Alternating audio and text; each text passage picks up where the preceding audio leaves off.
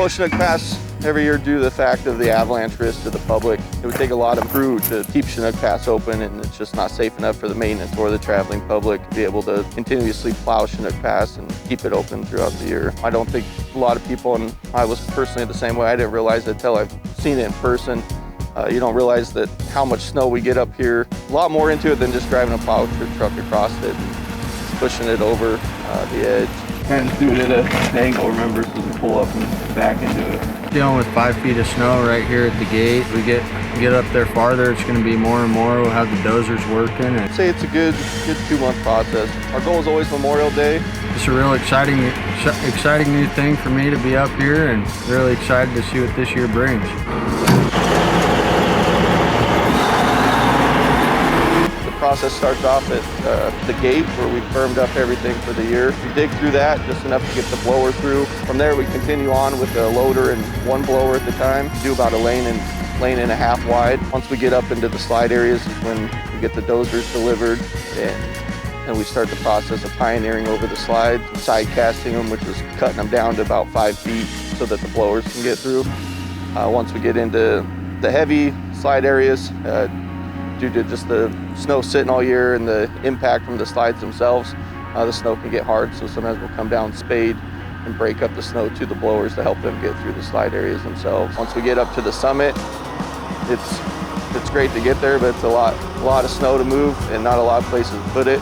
So at that point we go in, clean out the bathroom area and the Chinook Pass viewpoint as well, and we make our way to the arch.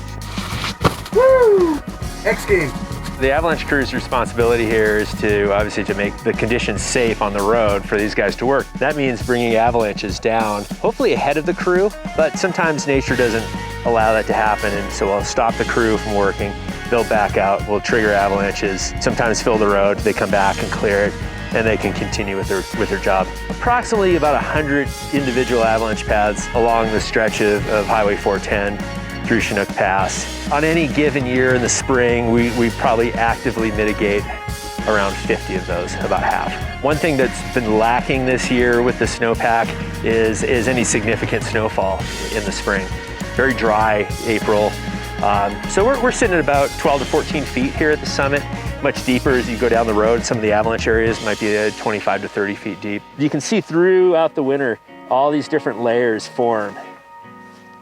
And some of them are fairly significant. Like this is an old ice layer here and here and here. There's another one here.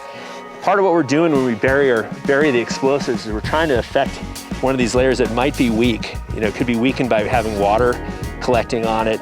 It may not be enough that a skier would trigger it, but the explosives will. We've already done that on our slope up here and had sort of moderate results. Got some smaller wet slabs from it. We did leave the cornice at the top of the slope. So now what we'll do today is shoot that cornice and that upper part of the snowpack and try and bring more snow down. Big benefit of that is it brings down a lot of snow at once, and it makes the road much more safe.